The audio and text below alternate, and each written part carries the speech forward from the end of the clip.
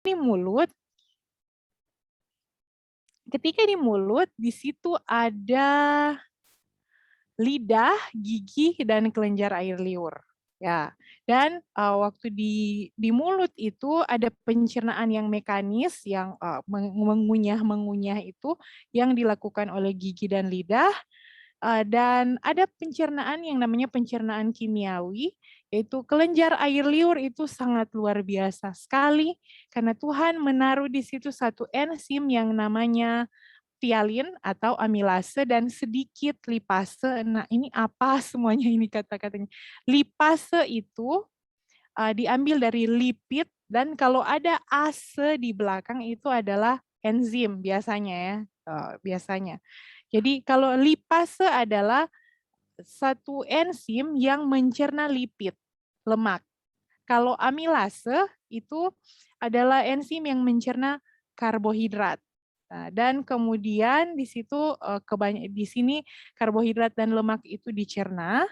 Dan kemudian ada satu hal lagi yang ada di kelenjar air liur namanya lisozyme. Nah, ini enzim yang merupakan apa ya defense tubuh yang pertama kali karena dia akan memecah semua yang kotor-kotor sebenarnya ya. Lisozyme itu adalah satu pertahanan tubuh awal supaya tubuh kita tidak gampang sakit. Ini membunuh bakteri tapi pada waktu yang sama di dalam mulut itu banyak bakteri. Pokoknya ini adalah satu sistem yang sangat-sangat kompleks, luar biasa sekali. Masih banyak ilmuwan yang belum bisa mengerti bagaimana di dalam air liur itu. Kalau mungkin saya tidak tahu praktek di Malaysia itu bagaimana, tapi kalau di Indonesia di kampung saya sini, kalau misalnya anak-anak itu jatuh, jadi ibu-ibu biasanya akan ambil ludah dan kemudian taruh di luka itu sembuh. Jadi di sini ada satu hal yang sangat sulit dimengerti di mana lisozyme ini membunuh kuman, pada saat yang sama dia akan membuat kuman-kuman yang di dalam itu menjadi nah ini luar biasa sekali. Belajar anatomi tetapi masih benar-benar amazed dengan hal ini. Sebenarnya kalau kita akan bahas ini ada vitamin B12 di situ, ini panjang sekali. Tetapi saya hanya mau berbagi hal yang sangat mencengangkan ini, bagaimana balance-nya, seimbangnya Tuhan itu menciptakan kondisi bahkan di mulut saja kita belum bisa mengerti sepenuhnya. Intinya di sini adalah di dalam mulut terjadi pencernaan, biasanya karbohidrat dan sedikit lemak, dan juga di situ ada sistem pertahanan tubuh. Dan di sini terjadi pengunyahan, kebanyakan adalah pengunyahan. Dan pengunyahan ini sangat penting, sangat-sangat penting di sini ya. Ini kelenjar air liur tadi yang mekanis, ini gigi, ini ada kelenjar air liurnya untuk mencerna karbohidrat. Dan ini saya mau menekankan pengunyahan. Ketika kita mengunyah ini merangsang perut, usus, semua organ pencernaan, dan yang terakhir ini sangat mencengangkan. Berkonsentrasi mengunyah akan membuat sistem saraf rileks. Makanya ketika makan itu sambil nonton film atau nonton sambil kerja, karena ini kontradiksi. Sebenarnya mengunyah akan bikin rileks, tetapi karena kita tidak rileks, jadi sistem saraf bingung. Ini dalam satu kutipan Roh Nubuat dikatakan bahwa ketika kita makan itu harus dinikmati. Duduk, kemudian dinikmati, dan ini akan membantu kesehatan mental yang luar biasa sebenarnya. Dengan mengunyah.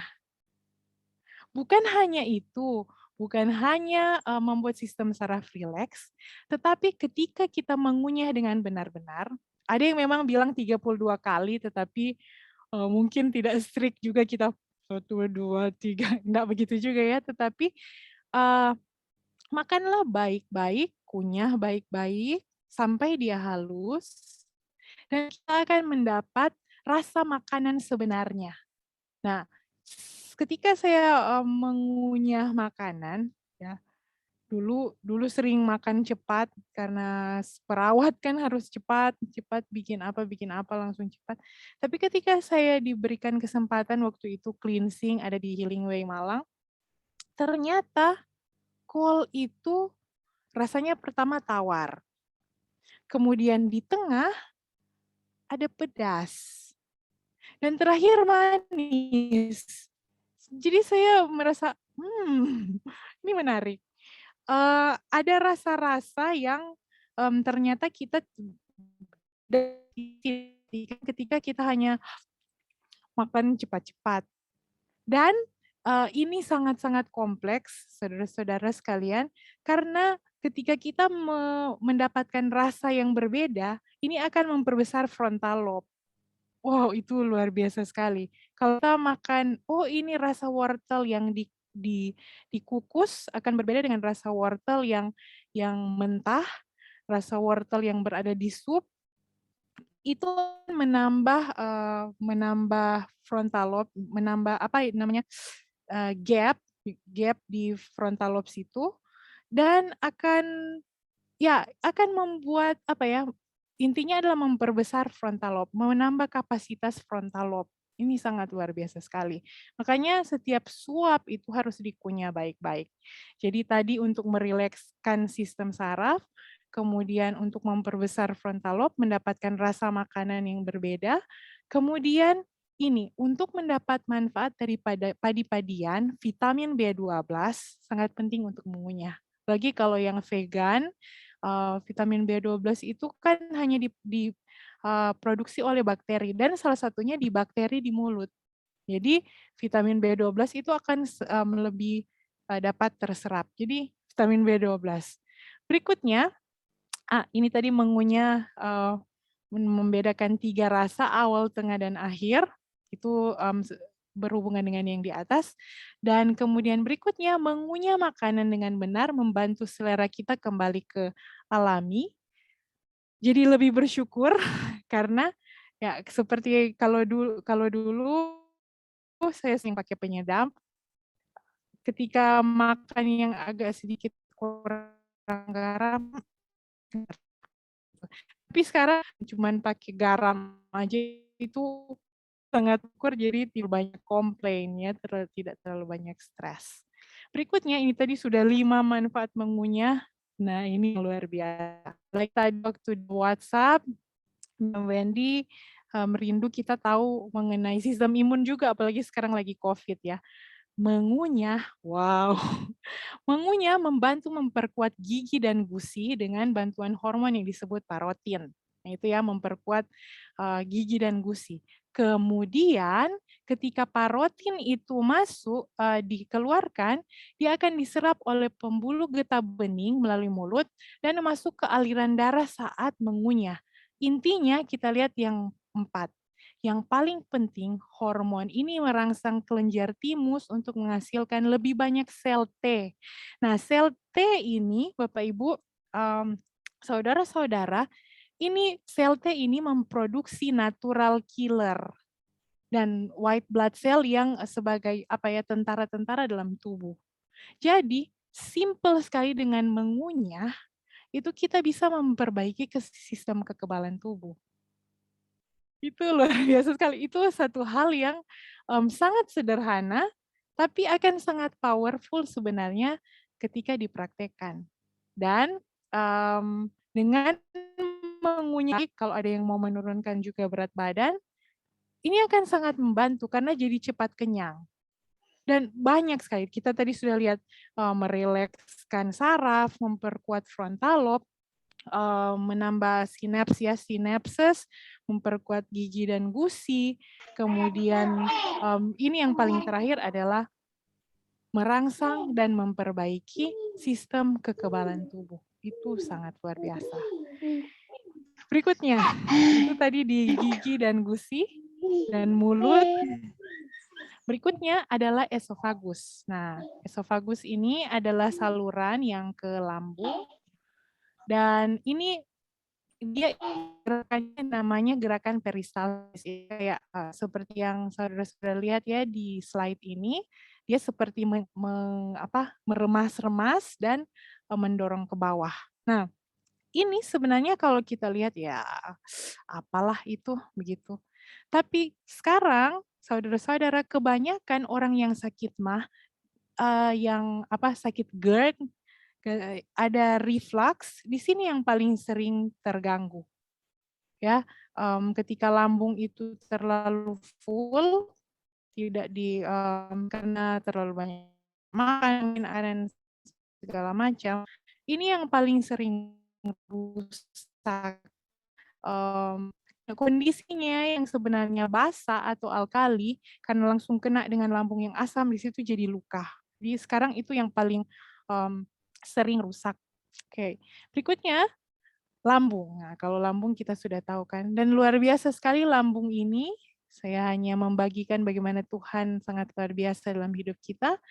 Lambung ini dapat menampung 1,5 liter makanan, dan dia berisi 1 sampai 2 liter getah lambung, di makanan 1,5 liter, 1 sampai 2 liter getah lambung, punya 35 juta kelenjar yang terdiri dari pepsin, gastrin, mukus, faktor intrinsik, dan kemudian hidroklorik asid atau asam lambung itu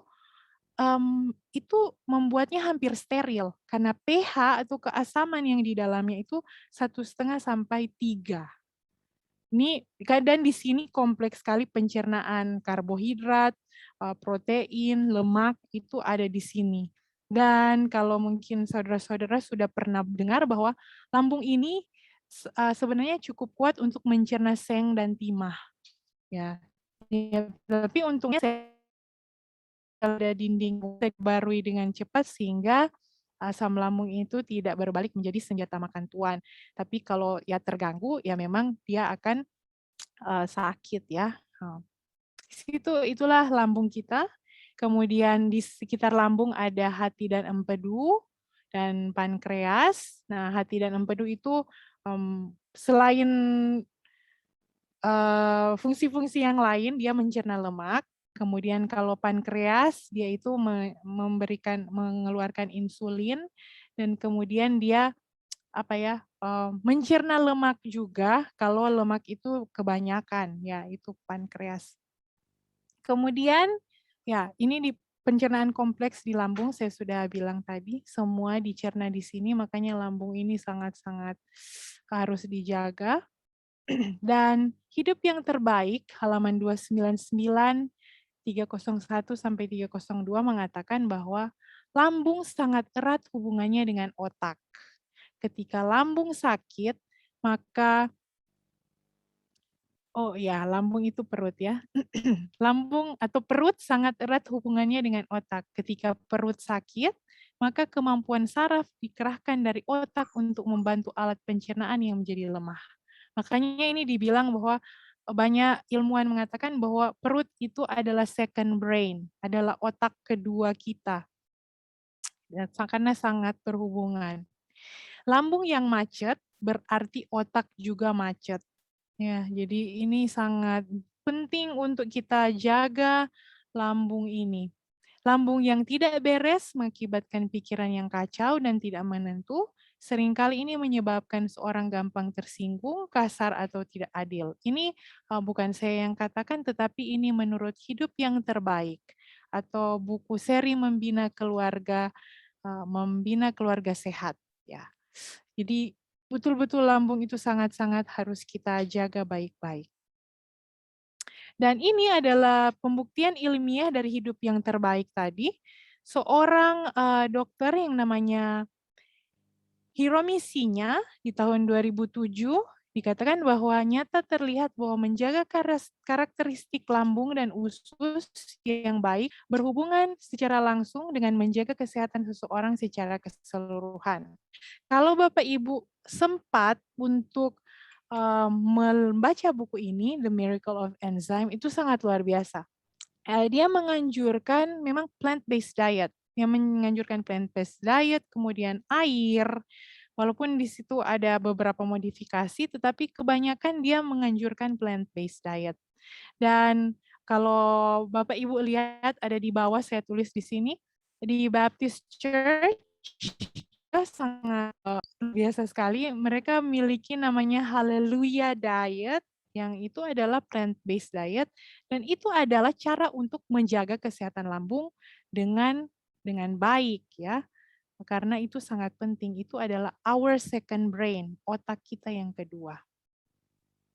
Berikutnya, dari lambung kita move ke usus ya. Setelah lambung di usus, ini ada usus kecil, dia panjangnya 22 kaki, panjang sekali. Kemudian ada usus besar, panjangnya 5 kaki. Di situ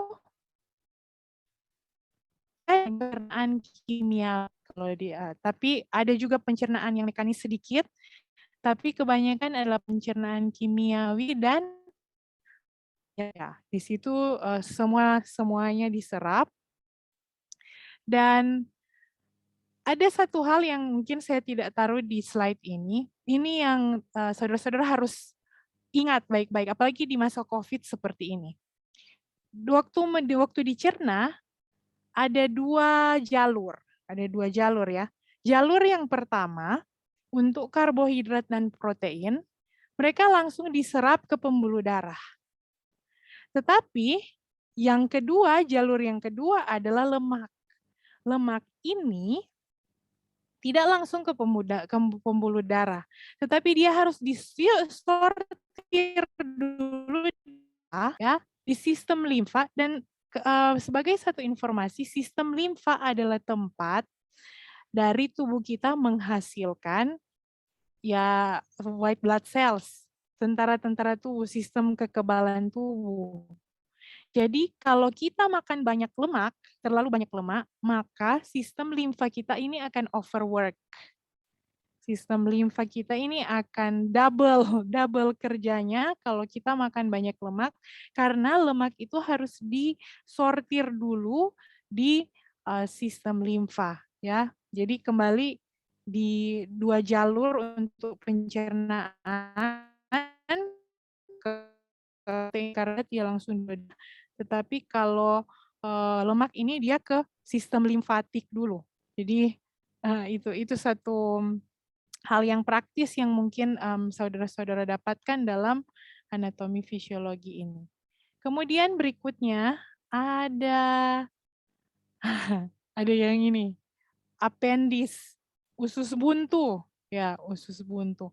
Ini banyak orang yang cari tahu usus buntu ini gunanya apa sih? Nah, ada satu hal yang menarik ketika saya mempelajari mengenai anatomi ini, usus buntu. Menurut ilmuwan, ternyata usus buntu ini bagian ketiga dari sistem cerna. Fungsinya adalah untuk mencerna daun. Tapi karena manusia berhenti makan daun mentah berkurang, maka dan mulai memasak semua makanannya, akhirnya usus buntu mulai kehilangan pekerjaannya. Itu menurut ilmuwan ya. Tetapi tetap masih ada dia fungsinya, dan fungsinya ini sangat luar biasa. Usus buntu ini adalah markas bakteri-bakteri yang baik di dalam usus yang akan menyebabkan B12. Jadi jaga baik-baik usus buntu kita ini karena dia adalah markas tempat bakteri yang akan menciptakan vitamin B12 yang secukupnya, maksud saya secukupnya di dalam usus kita, di usus buntu. Jadi jaga baik-baik, dia itu sistem defense. Berikutnya kita masuk ke usus besar. Nah, ke usus besar ini kebanyakan dia itu penyerapan air dan juga yang sisa-sisa kalau masih ada dia serap semuanya. Dan di sini mulailah terbentuk ya kotoran ya, mulai terbentuk kotoran yang akan disiapkan untuk keluar. Kemudian berikutnya yang terakhir adalah rektum dan anus. Di sini ketika rektum dan anus ini menjadi ketat, kan kalau misalnya makanan itu sudah banyak tertampung, maka dia akan menjadi ketat. Ketika dia terstretch, dia meregang seperti ini, dia langsung mengirim signal ke otak untuk saya harus buang air besar. Jadi ketika rektum dan anus ini teregang, maka disitulah saatnya itu buang air besar. Nah, tadi kita sudah lihat bahwa dari mulut sampai ke anus itu dan rektum itu ada sekitar 24 sampai 72 jam perjalanan makanan dari pada waktu kita cerna sampai dia keluar.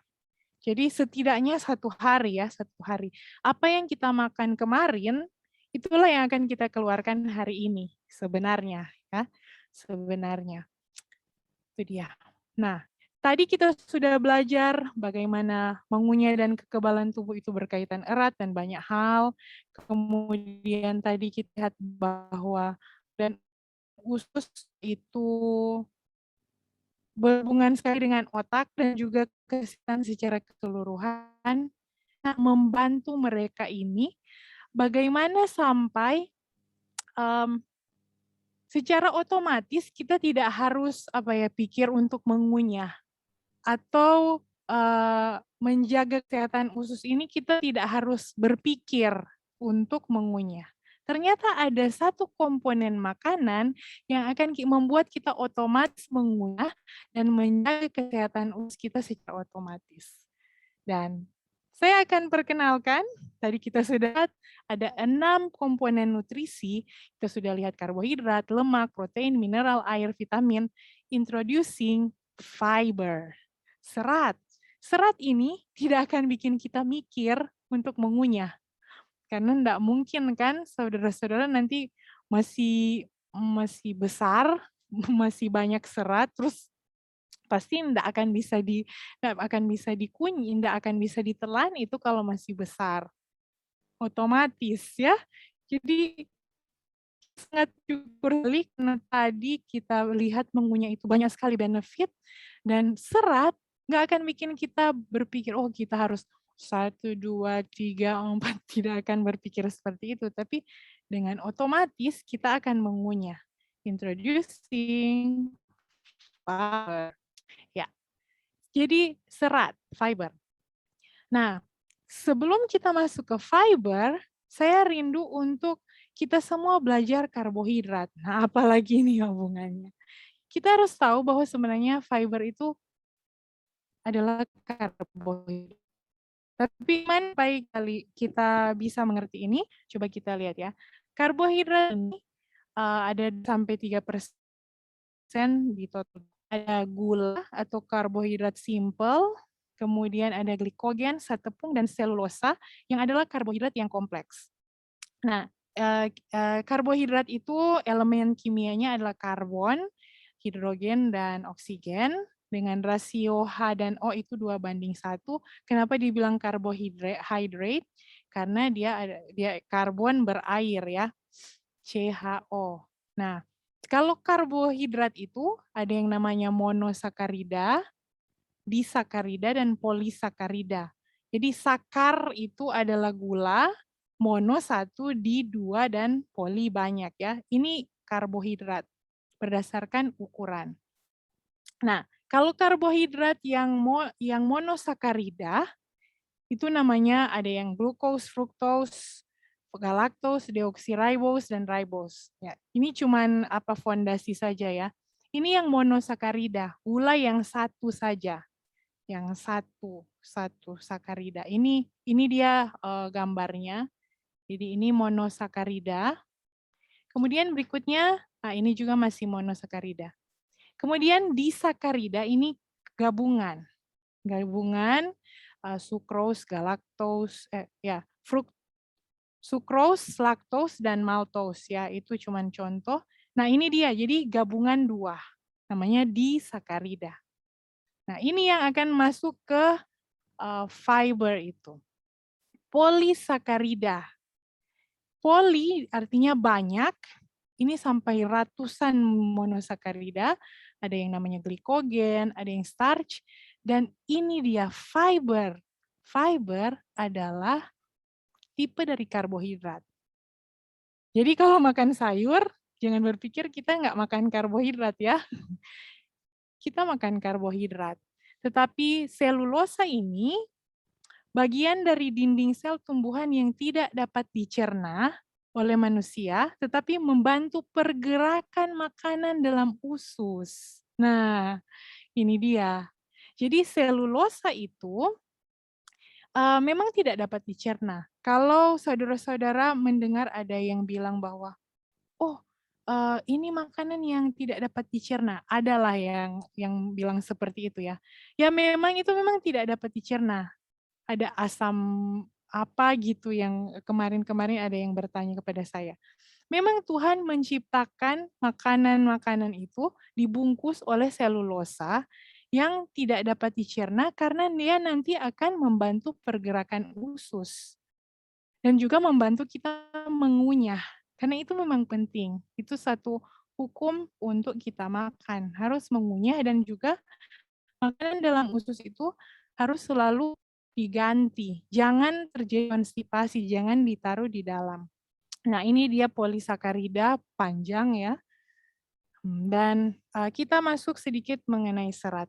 Jadi apa itu serat? Serat itu nama lainnya roughage atau bulk. Ini adalah bagian dari sel tumbuhan yang tidak dapat dicerna. Tetapi dengan fermentasi di dalam usus oleh bakteri-bakteri, maka dia ada yang dicerna sedikit ya. Tapi kebanyakan tidak dicerna. Namun kata serat katanya ini bukanlah istilah yang tepat karena ada yang tidak berserat. Dia hanya berbentuk seperti jelly ya, seperti ini tadi gums, waxes dan mucilages adalah enzim atau sekresi yang tidak bisa dicerna. Jadi ada yang jelly-jelly tetapi tidak bisa dicerna.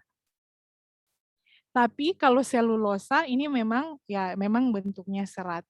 Dan selain selulosa ada serat lainnya yang namanya ini mungkin saudara-saudara tidak perlu ingat, tetapi sebenarnya ini sudah disediakan Tuhan, nanti kita lihat secara praktisnya apa.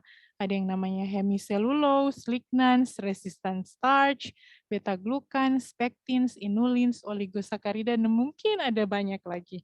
Ini sudah disediakan Tuhan bagi kita. Nah, ada dua kategori serat. Ada yang namanya serat larut dan serat tidak larut.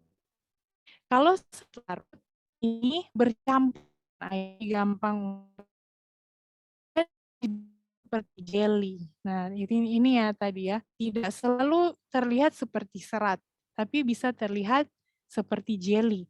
Dan ini kalau bisa lihat ini ya, ini seperti oats, kacang-kacangan, buah-buahan, jali-jali, barley ya, dan kemudian psyllium, kalau pernah dengar psyllium mungkin ada di Dunamis Health Store. Psyllium ada husknya, sekamnya atau seed. Ini semua termasuk serat larut atau dragon fruit yang ada biji-bijinya itu namanya serat larut. Ya, serat ini dia menyerap air dan mencampur makanan. Kemudian dia memperlambat pengosongan lambung sehingga glukos itu tidaklah naik langsung cepat-cepat, tetapi pelan-pelan dia akan naik sehingga gula itu akan bagus ya, tidak akan terkena diabetes. Kemudian dia meningkatkan volume kotoran dan air sehingga rektum dan anus ini cepat untuk stretch. Jadi dia tidak akan tertahan sampai 2 hari, 3 hari, tetapi 1 hari saja kalau makan serat larut ini, maka akan frekuensi buang air besarnya itu akan bagus. 1 hari itu memang harus sebenarnya paling tidak harus 1 kali, jangan sampai 3 hari sekali, itu bahaya ya. Dan karena dia berbentuk jelly, maka si kotoran ini akan gampang keluar, ada takut konstipasi atau hemoroid ya, seperti itu. Jadi itulah kategori yang pertama, serat larut. Ini ditemukan di buah-buahan, oat, barley, psyllium, dan polong-polongan. Dan untuk serat tipe ini, dia bisa menurunkan kolesterol, karena serat larut ini mengikat asam empedu dan mengeluarkannya dari dalam tubuh, ya. Dari seperti oat, kemudian di apel, jeruk, dan plum. Berikutnya, dia juga akan memfermentasi di usus besar, ya. Jadi fermentasi yang dalam bukan fermentasi yang memabukkan ya, tetapi ini akan membantu eee, bakteri-bakteri usus atau yang namanya probiotik untuk dapat melakukan pekerjaannya. Nah, di usus besar, di kolon, ketika ada serat larut, maka serat larut ini akan membantu proses fermentasi yang memproduksi gas dan asam lemak rantai pendek. Nah, ini ada banyak asam lemak rantai pendek seperti butyric acid, acetic acid, propionic acid, dan valeric acid.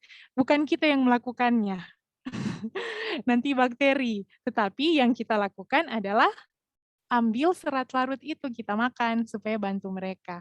Karena harus ada asam lemak rantai pendek ini agar kadar gula darah kita setelah makan baik, kemudian kadar lemak itu juga baik, kemudian memperbaiki lingkungan kolon, dan ini jangan lupa mengatur respon imun juga.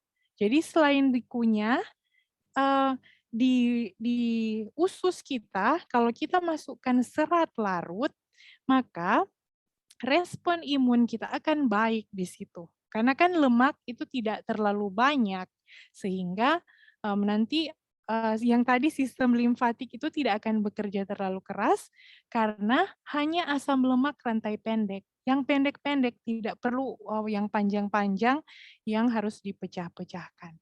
Jadi simple as that, makanlah, serat larut. Berikutnya, kategori kedua dan yang terakhir adalah serat tidak larut. Serat tidak larut ini tidak larut, jadi dia hanya akan lewat.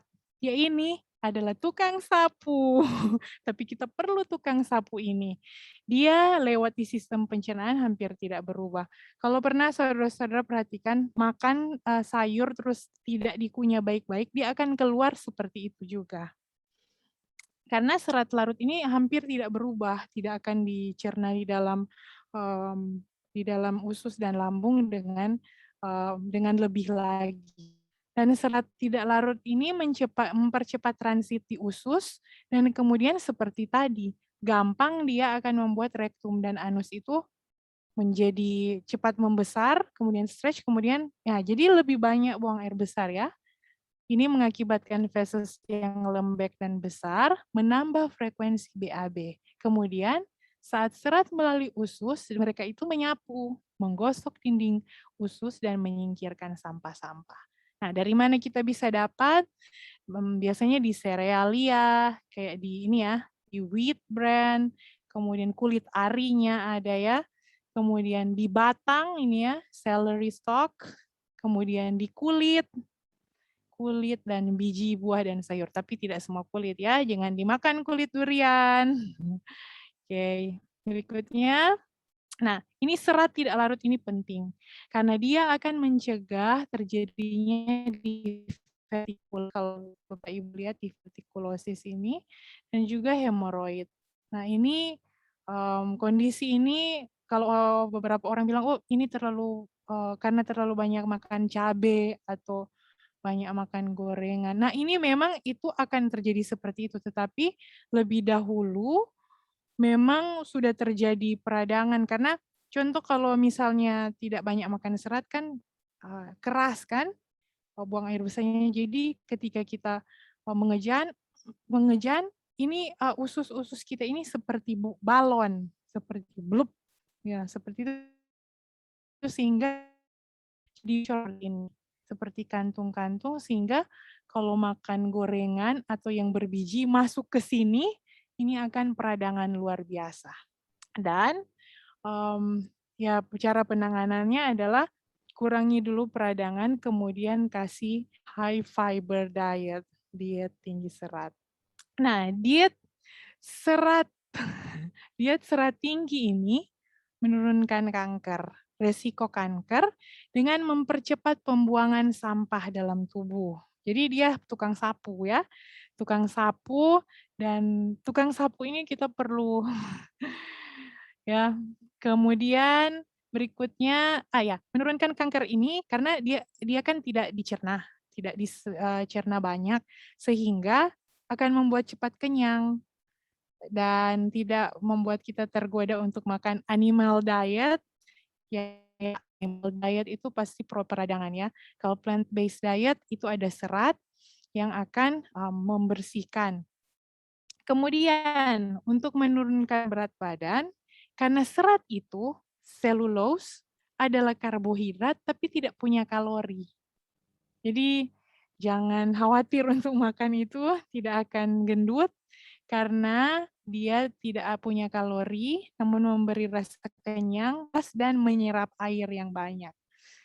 Kemudian kita lihat apakah kita makan berserat itu cukup atau kurang atau berlebihan, itu kita bisa lihat namanya Bristol Stool Scale. Kalau lihat ya 1 dan 2, 3, 4, 5, 6, 7, nanti saya sudah kasih ke Mem Wendy ini, bisa dicek masing-masing.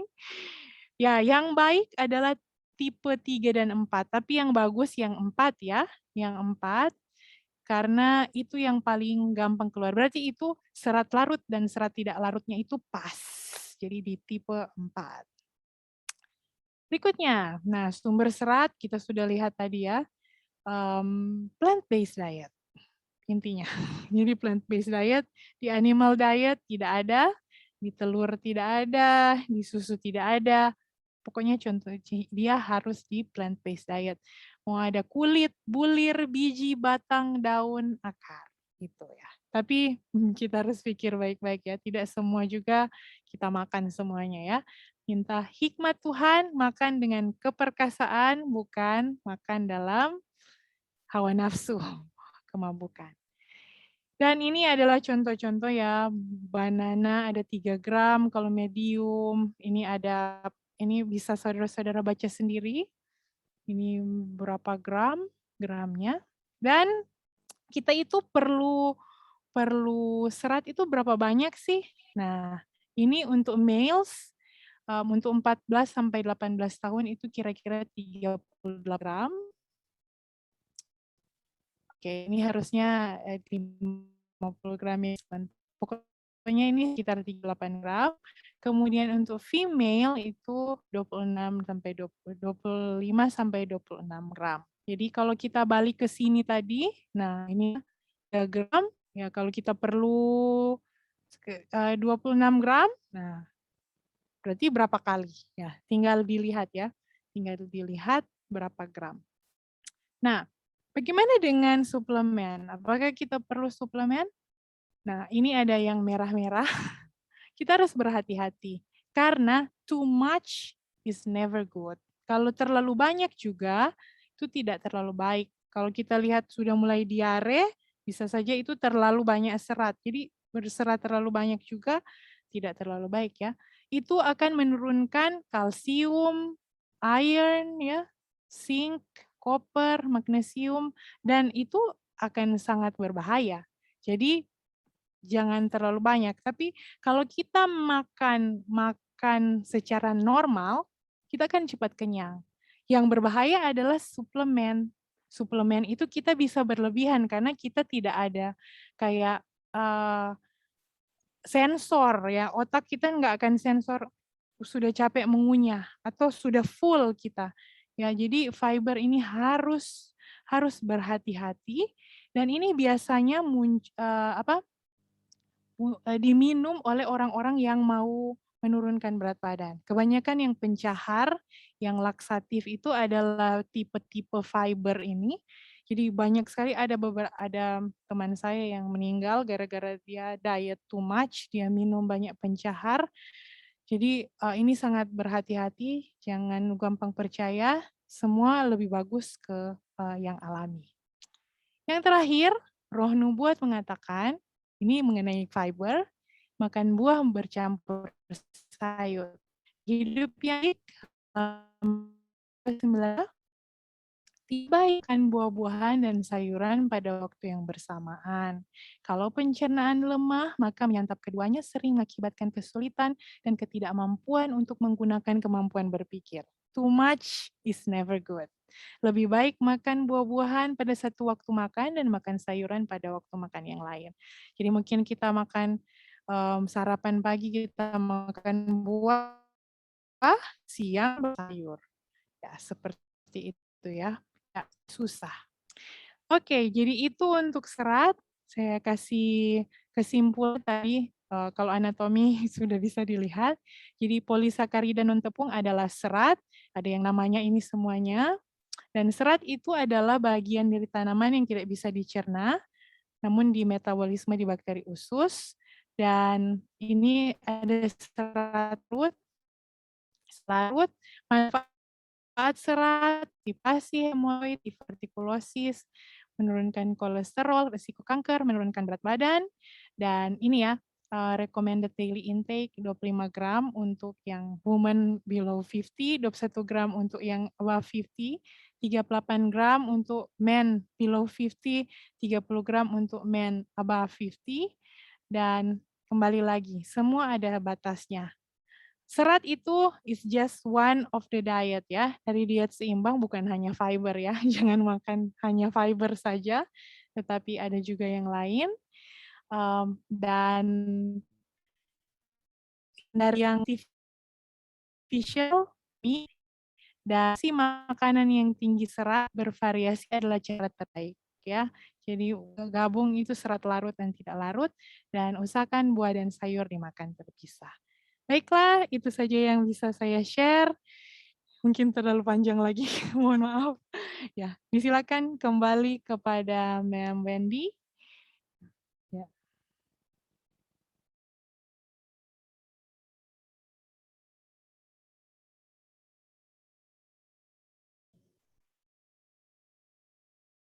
Puji Tuhan, dengan perkongsian yang sangat-sangat baik, pengetahuan yang kita perlukan di dalam hidup kita seharian.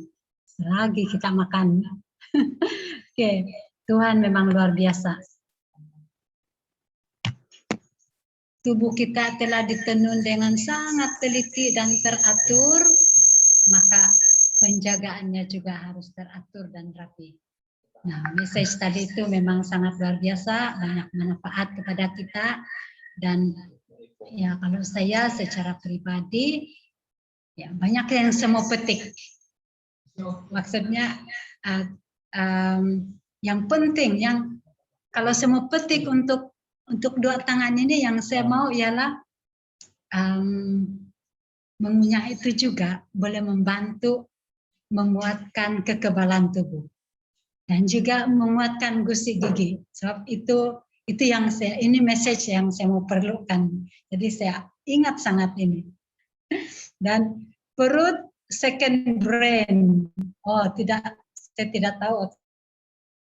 Sister Grace, kita brain lah ya. Dan pencernaan pun bermula dari otak. Patutlah keluar sudah air liur, belum pun masuk di mulut. Oke, saat ini masa sesi tanya jawab. Kalau di masa-masa yang lalu ruang ini agak besar, saya katakan sebab ramai peserta. Kali ini masa untuk kamu lah ini. Kita sedikit di sini. Jadi Sister Grace kata dulu santai-santai saja supaya ada keyakinan mau kasih keluarkan apa yang mau ditanyakan. Ya. Jadi ya, masa ini saya berikan untuk kamu untuk mau bertanya. Saya nampak ada sudah satu tadi pertanyaan dari Sister Elvina. Nah, kalau buah dijadikan sayur, ya ini sebab sudah dikatakan ataupun sudah kita tahu yang buah dan sayur tidak boleh dimakan dalam hidangan yang sama. Jadi pertanyaannya Sister Grace, kalau buah dijadikan sayur, boleh dipaham? Yes. Ini memang sangat sering ditanyakan. This is a good question ya. Tidak boleh makan sayur dan buah secara bersamaan, tapi kalau kayak katanya itu ya, dimasak ya maksudnya ya? Buah dijadikan sayur seperti ketimun, eee, itu sayur ya, katanya begitu, seperti itu. Nah, memang di sini saya mungkin klarifikasi, memang harus diklarifikasi ini, sayur yang dimaksud di sini adalah sayur daun hijau, daun hijau. Dan kita perlu tahu bahwa, seperti ada, apa namanya ya, kalau kalau di chayote sayote, am I right? Kalau di Malaysia itu, kalau kami bilang itu ketimun Jepang. Iya itu, sayote or something Ya, seperti itu, sama, iya. timun timun Jepun. Oh, timun Yang Jepun, oh berduri, iya iya. berduri kan? Ya, Iya, pokoknya itu. Nah itu sebenarnya memang adalah termasuk buah tapi sering dimasak ya. Jadi itu bukan sayur gitu. Wortel itu juga akar, bukan sayur. Kemudian apa lagi, terong, eggplant, itu bukan sayur, itu adalah, termasuk dalam ya buah sayur memang sih, buah yang sering dimasak, seperti itu. Jadi yang dimaksud untuk tidak dicampur adalah sayuran hijau. Kalau sayuran hijau kita makan, pada waktu yang ya itu saja, sayuran hijau saja. Tapi kalau misalnya kayak apalagi, labu kuning ya, labu kuning, nah itu enggak apa-apa dimasak, dicampur dengan buah yang lain, itu tidak bermasalah. Mungkin itu bisa menjawab, jadi karena supaya spesifik, sayuran yang dimaksud adalah sayuran hijau, itu kurang baik untuk dicampur dengan buah-buah yang lain, dengan buah yang lain ya, betul sekali. Apakah bisa menjawab itu, Sister Elvina? Oh, papaya, kayak somtam ya, dipotong kemudian dibikin sayur. Sebenarnya itu tidak bermasalah ya. Yang penting tidak campur dengan sayuran hijau, ya. Karena efeknya dikatakan oleh roh nubuat adalah bisa terjadi fermentasi yang berlebihan. Apakah itu bisa menjawab, Sister?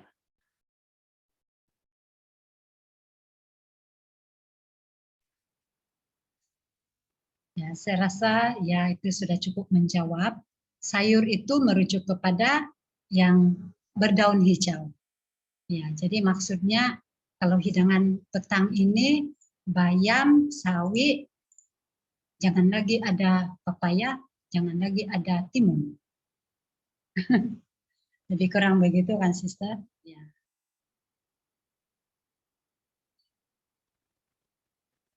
Oke, ada yang lain?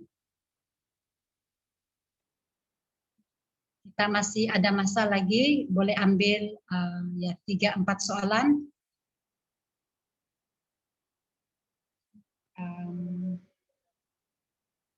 Saya tanya. Oh ya, Sister, ini mungkin di luar sedikit daripada topik tadi, makan di antara makan. Ya, kalau makan sedikit saja, adakah itu dianggap makan juga di antara makan? Contohnya makan kacang-kacang, makan kuaci, begitu kan? Nyemil ya, nyemil, ngemil. Oh ya, kalau bahasa Indonesia ngemil ya, gitu. Ya, nah kalau kita sebenarnya makan cukup di makan banyak, maka kita akan cukup kenyang sampai 5 sampai 6 jam berikut. Nah, itu dia ya. Jadi sebenarnya pertamanya adalah kalau kita makan cukup pada waktu jam makan. Karena sebenarnya di dalam buku Roh Nubuat pun memang dikatakan janganlah satu butir kacang pun dimasukkan ke dalam perut ketika pada waktu belum belum jam makan. Ya seperti itu ya.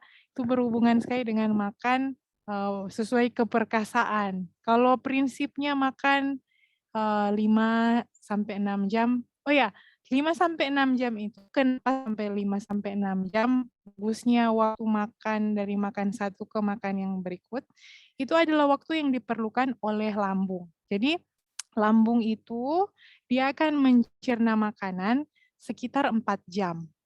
Ya, apalagi kalau yang serat cukup sekitar 4 jam dia akan makan, dia akan apa ya kayak apa ini pencampur semen, dia akan campur-campur. Setelah 4 jam baru dia akan keluarkan ke usus. Nah, 4 jam kan, makanya kita kasih waktu space lah 1 jam istirahat ya.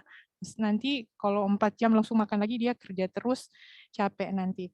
Makanya penting sekali untuk 4 jam itu tidak usah makan apa-apa, kecuali kalau minum ya 2 jam setelahnya sudah boleh. Kalau dalam 4 jam itu kita makan kayak tadi kuaci, kacang, di tengah-tengah misalnya kita makan jam 8, terus jam 10 kita makan lagi. Nah, dia ini, si lambung ini cara mengeluarkan makanan ke usus adalah dia sudah evenly distributed, dia sudah dicerna secara sudah sama ya, maksudnya sudah tidak ada lagi yang lebih besar. Jadi seperti itu harusnya 4 jam. Tapi kalau ditambah lagi di tengah-tengah untuk makan, dia akan delay karena dia harus campur lagi. Jadi akan terjadi fermentasi di dalam perut sehingga ya bersendawa dan seperti itu. Dan kemudian seperti tadi yang saya bilang, sebenarnya esofagus itu tidak bersalah, tetapi karena makan terus, ngemil terus, akhirnya ada satu apa katup yang harusnya kan makanan masuk kemudian katup ini tutup ya, menutup. Karena terlalu banyak di dalam akhirnya dia terbuka, jadi seperti los. Kalau kami di Manado ini bilang dol. Jadi harusnya bisa menutup begini, di akhirnya teng, jadi tidak kuat lagi sehingga bisa dari lambung itu bisa keluar lagi ke atas. Jadi itulah bahayanya kalau ngemil. Dan juga ingat our stomach itu adalah second brain. Jadi lambung yang macet menjadi otak yang macet dengan kebiasaan. Mungkin kalau pertama-pertama kali ngemil itu tidak akan berefek banyak, tetapi setelah bertahun-tahun efeknya akan muncul dan biasanya agak susah untuk diperbaiki lagi. Jadi intinya adalah it starts now. Sebelum ada gejala, marilah kita mengemil itu adalah salah satu kebiasaan yang cukup buruk karena dia merusakkan lambung seperti itu. Ya, mungkin seperti itu, Mbak Wendy. Terima kasih, Sister. Sudah sangat menjawab. Oke, ada soalan lagi dari Sister. Ya, adakah sayur bunga dimasak bersama tomato juga tidak sesuai? Ini biasa dalam menu kami juga ini. Sawi itu seletak tomato. Adakah itu bunga, baik, sesuai? Bunga dan tomat ya? Iya. Ya kan, ya tadi dibilang daun ya, daun. Jadi ini tidak termasuk ya. Bunga apa ya? Bunga telang? Bunga kecombrang? Oh, sayur bunga. sayur sawi. Ya Oh, memang sayur berdaun. Sayur bunga itu sawi. Ya, sayur daun. Sayur daun. Oh.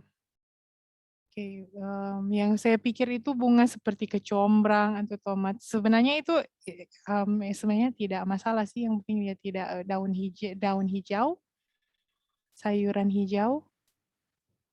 Ya, sayuran hijau, ya sayuran daun hijau campur dengan tomato. Makan dengan tomat ya? Ya, biasanya dimasak sekali. Oh ya, ya. Oh ya, tomat itu sebenarnya itu dibilang sayur buah. Memang sayur buah. Kebanyakan memang masih bisa dimix sih, masih karena di situ juga tomatnya dimasak kan, gitu.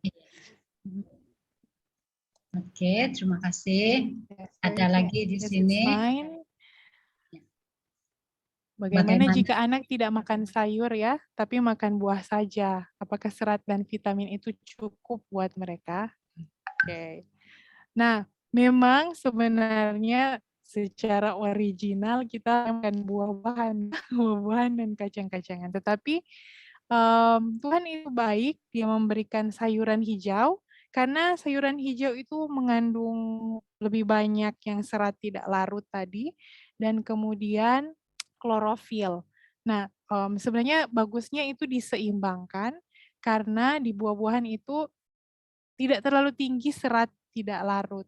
Ya, jadi kalau bisa dimasakkan yang enak lah untuk sayur-sayuran hijau ini, karena memang penting juga untuk mencegah penyakit. Klorofil ini sangat baik untuk mencegah penyakit karena membuat tubuh kita selalu alkali, ya. Bukan selalu alkali, maksudnya membawa keseimbangan pH. Dan kalau tubuh kita seimbang pH-nya, maka kesehatan akan ya terjaga. Dan kenapa penting juga sayuran hijau? Karena sayuran hijau ini banyak sekali yang tadi yang saya sudah bahas adalah untuk menjadi sapu ya, menjadi menggosok, scrubbing seperti itu. Tetap dengan pertolongan Tuhan, anak-anak bisa dikasih sayuran hijau juga. Jadi pendeknya adalah ya usahakan untuk bisa ya, buah-buahan dan sayur-sayuran itu bisa. Begitu Sister Meliana. Oke, langsung saja Mem, ini. Silakan. Appendix ya, kebiasaannya appendix menjadi rusak lalu dipotong dari dibuang dari sistem. Oke, pertanyaannya kerusakan appendix itu disebabkan oleh apa? Oke, nah kerusakan appendix itu memang dirusakkan oleh kebiasaan yang tidak memakan serat yang cukup ya. Karena di situ kalau kita makan banyak kayak gorengan seperti itu dan tidak memakan banyak serat, maka dia akan menumpuk di situ. Kebanyakan appendicitis atau peradangan di appendix adalah karena kurang serat. Hingga kurang serat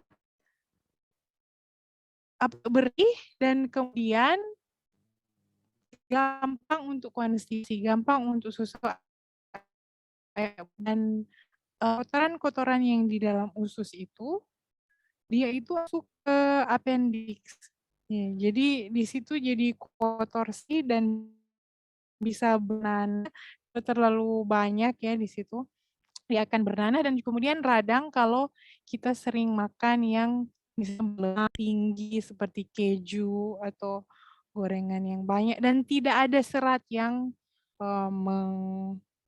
membersihkannya seperti itu. Jadi kebiasaan yang paling banyak yang merusakkan appendix adalah karena kurang serat dan tinggi junk food seperti itu dan makanan-makanan yang mengandung peradangan. Begitu, begitu Pak. Itu kebiasaan yang merusakkan appendix.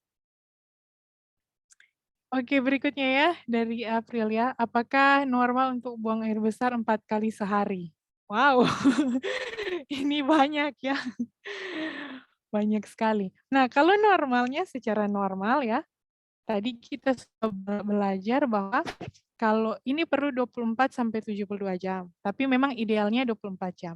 Kalau kita makan 3 kali sehari, kalau 3 kali sehari besar. Seperti itu. Jadi yang paling ideal adalah 3 kali sehari. Kalau 4 kali sehari, bisa jadi karena memang seratnya terlalu tinggi atau air yang banyak juga.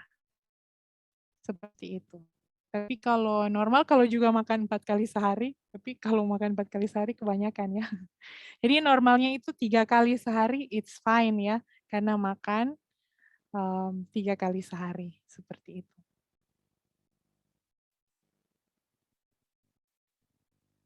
Oh, wow, oke. Ini pertanyaan berikutnya. Oke, apakah berdosa jika makan daging seperti ayam dan ikan? Ya, kita kita tidak diselamatkan oleh karena kita vegan, kita vegetarian, kita diselamatkan oleh iman. Kalau mau dibilang berdosa, itu sesuai dengan pertumbuhan iman kita mungkin ya, kalau bisa saya katakan di sini, itu sesuai dengan pertumbuhan iman kita ketika kita sudah tahu itu sesuatu yang buruk dan kita masih makan seperti itu. Kalau saya misalnya saya kanker terus saya tahu saya tidak perlu makan hal itu dan, saya makan, ya itu adalah hubungan kita dengan Tuhan. Tapi tidak boleh ada orang yang mengatakan bahwa, "Oh, kalau kamu makan itu kamu berdosa. Kalau kamu makan itu kamu berdosa." Ya seperti itu mungkin Sister Adriana. Jadi itu sesuai dengan pertumbuhan kita dan hubungan kita dengan Tuhan. Kalau kita sudah tahu sesuatu yang baik untuk dilakukan, tapi kita tidak lakukan, itu adalah, hubungan kita dengan Tuhan. Seperti itu Sister, apakah bisa? Ya, Man, thank you silakan. Sister Grace. Ya, oke. Kalau dari saya pun ada soalan.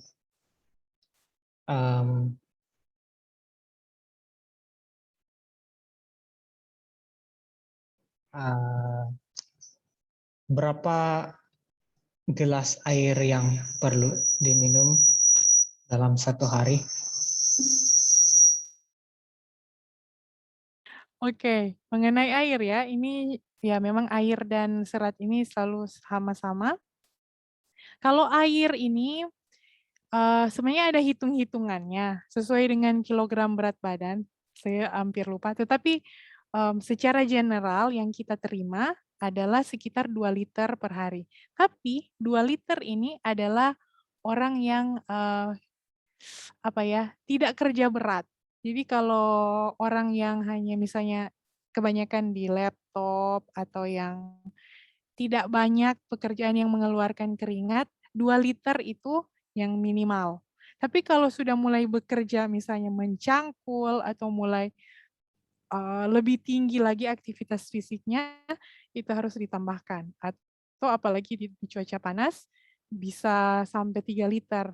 Dan ya yang acceptable, yang bisa diterima itu sampai 4 liter itu tidak apa-apa. Tapi sesuai dengan metabolisme tubuh.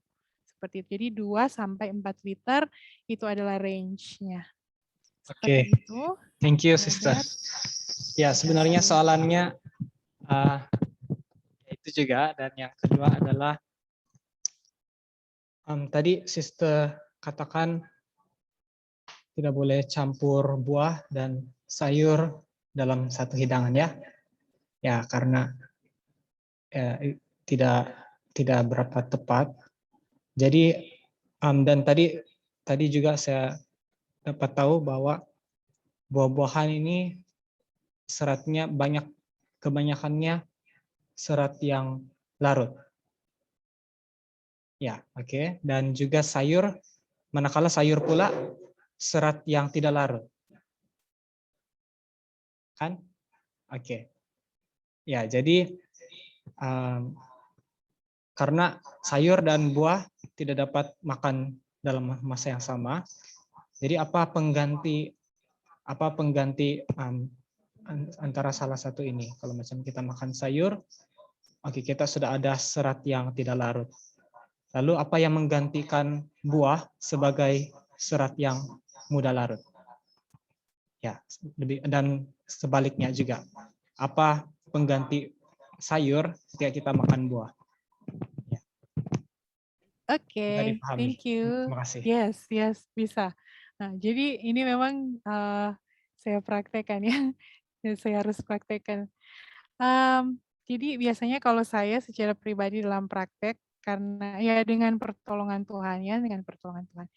Kalau pagi saya makan buah, ya saya makan buah ya, buah seperti itu. Misalnya oat dengan papaya, dengan dragon fruit, dengan nanas, ya seperti itu. Nah, di siang hari saya makan sayur saja seperti itu. Dan memang kalau di nutrisi sih bagusnya kita ada satu hari itu makan 5 buah, 5 sayur, 3 protein dan 3 karbohidrat. Ya ketika dibikin-bikin memang wow ternyata memang harus berpikir sih. Tapi ya bisa jadi sepertinya, bisa jadi. Jadi pagi makan buah saja, siang makan sayur saja. Ya, saya cuma 2 kali makan, for your information, hanya 2 meals. Jadi seperti itu. Bisa diatur sih. Seperti itu. Jadi bisa dipenuhi dalam 1 hari itu, bisa ada buah, bisa ada sayur. Gitu mungkin bisa. Oke, terima kasih. Apa ada lagi dari yang lain? Saya ada soalan tentang air ya. Air sepatutnya kita akan minum hingga 2 liter sehari, yang seharusnya kan. Tapi bagaimana pula dengan mereka yang sedang mengalami penyakit ya, menderita tentang penyakit paru-paru berair kan. Ini berlaku kepada ibu saya sendiri, di mana selalu saya membawa ibu ini untuk appointment dokter, dan dokter selalu menasihatkan jangan minum air banyak, hanya 500 ml saja sehari. Jadi 500 ml itu sangat sedikit bagi saya. Jadi saya bertanya, 500 ml kecil betul air. Saya bertanya, cukupkah air ini untuk ibu dalam 500 ml? Jadi bagaimana pendapat Sister Grace tentang ini? Adakah ya itu semestinya nasihat dokter, tapi apa pula dikurangkan sehingga 500 ml? Keperluan badan itu 2 liter sehari. Ya. Ya, kasih Pak. Ya, memang benar. Kalau dalam kondisi apa namanya, ya paru-paru yang tadi saya mau kasih bilang bahasa medis, tapi ya paru-paru yang berair tadi atau gagal jantung, gagal atau kurang albumin, memang pada saat ada kondisi seperti ini memang harus mengikuti anjuran dokter. Karena kalau minum terlalu banyak, dia itu tidak bisa dikeluarkan lagi oleh ginjal. Jadi memang kalau pada saat ada penyakit ini, memang harus ikut saja Pak. Memang tidak cukup, tetapi ya memang sudah sakit. Jadi jangan ditambahlah 2 liter, memang sudah tidak ideal. Nanti akan terendam paru-paru sampai tidak bisa bernafas. Jadi kalau begitu sarannya adalah ikuti saran dari dokter, karena itu biasanya sudah dihitung berapa yang keluar dari keringat, berapa yang keluar dari air seni, itu sudah dihitung. Jadi 500 ml itu pasti sudah hitung-hitungan. Jangan dikasih buat realnya. Seperti itu. Sembuh buat ibunya Pak Joni. Terima kasih.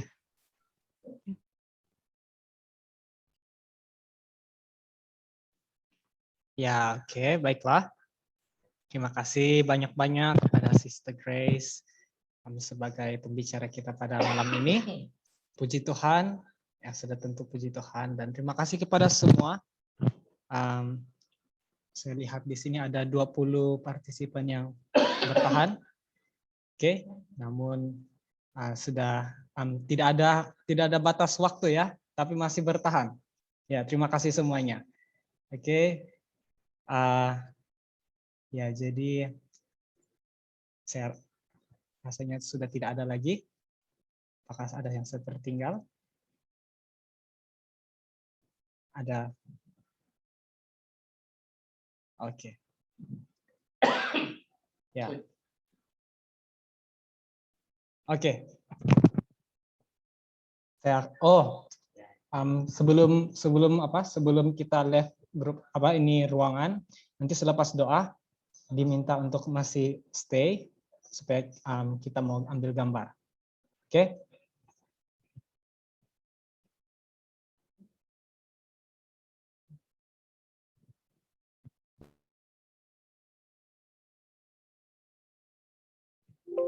Oke, ya sekali lagi kami mau mengucapkan berbanyak terima kasih kepada Sister Grace. So mungkin Sister Grace ada rangkuman atau panggilan sebelum doa tutup dari Sister sendiri. Oke. Panggilannya adalah Tuhan sudah menciptakan tubuh kita ini sangat luar biasa.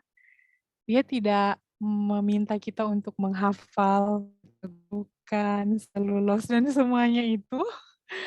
Tapi dia sudah kasih yang simpel-simpel saja, sederhana.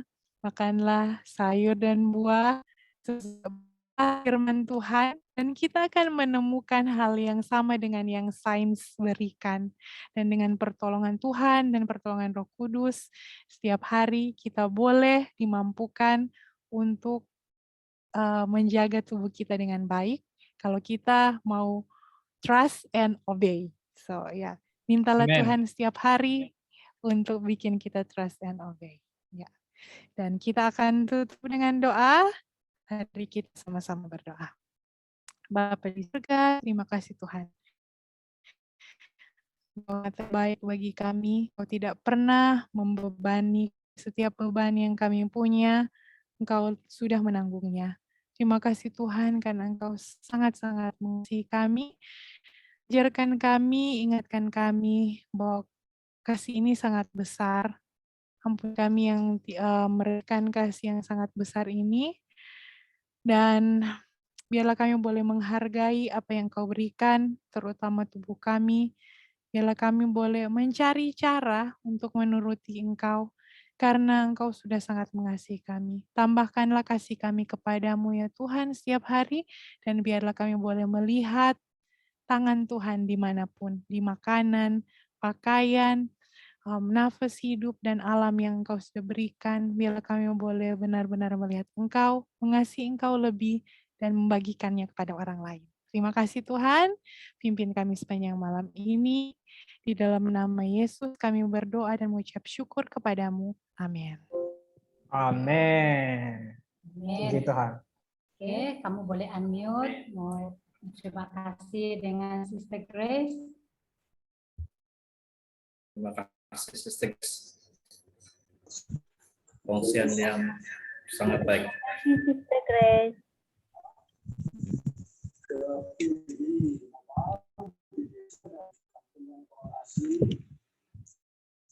Yang teringin ataupun maukan dari itu, ya dia sudah bagikan kepada kami. Siapa yang mau, teks saja, nanti kami bagikan, nanti kami kongsikan. Rekaman pun ada juga, jadi hubungi kami bila-bila masa kalau menginginkan pelajaran ini. Oke, kita teruskan saja untuk mengambil gambar karena ada yang sudah bersedia senampak. Oke. Yang lain bagaimana? Apakah mau buka kamera? Oke, ada Anti Meliana. Halo.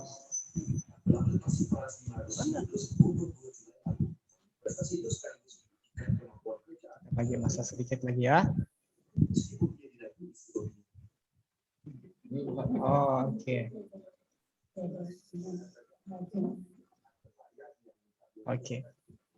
Oke, nampaknya ini saja ya. Oke. Oh, tidak dapat buka kamera. Oke, tidak apa. Ya. Oke, mari kita senyum. 1, 2, 3. 1, 2, 3. Oh, ada emoji Sis Grace. Oke, thank you. Selamat malam semua. Tuhan memberkati. Selamat Thank you, Kak malam. Grace. Tuhan memberkati. Tuhan memberkati. Ada. Bye, Dania.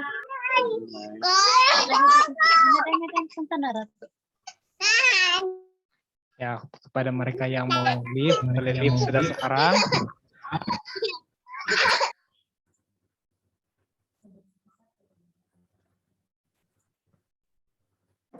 Hai Jasper. Dania. Hai. Hai. Saling.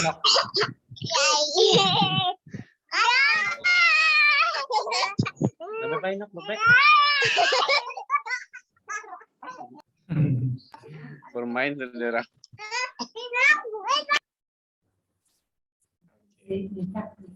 Oke. Jadi next.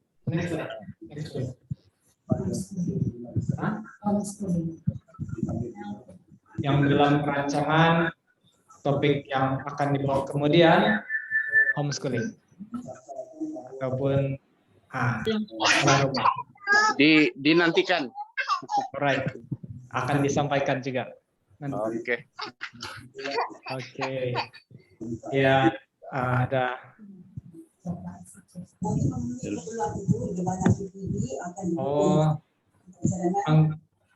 Uncle Andrew Sudah keluar. Oke. Ya. Oke, jadi Baca nampak cepetan ini boy. Sino nanti akan di ya. Makan 2 kali sudah kabel Idel. Saya lupa makan tadi, jadi paksa saya makan malam lah nih. Aduh. 2 kali lah. Ya. Oh ya, ada apa tuh? Next. Apa? PKR Amazing Fact. Ini sekretari. Oh. Uncle.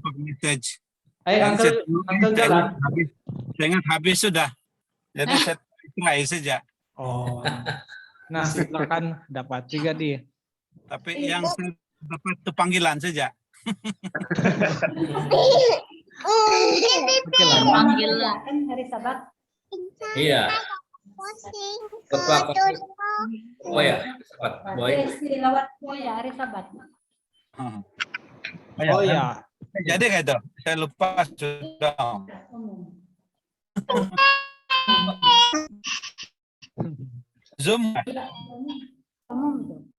Zoom ataupun Apa tuh? Boykot. Lawat Sabat. Ada jemputan istimewa Uncle Boy. Film boy ya. Ya.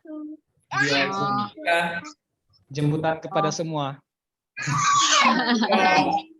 Babia, lagu istimewa. Keluarga lagu istimewa. Uncle mau special song kah? Oh. Oke. Ya Uncle dalam jadwal special song. Nah, 2 lah. Satu saya suruh tengok-tengok. Dan kedua, biar dapat. Nah, boleh. Boleh coba kalau Pelajaran bernian.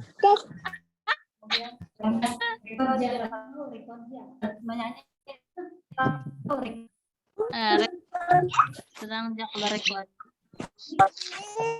Nanti Quilin. Hai. Oke, bye. Oke. Ya. Selamat grabbing.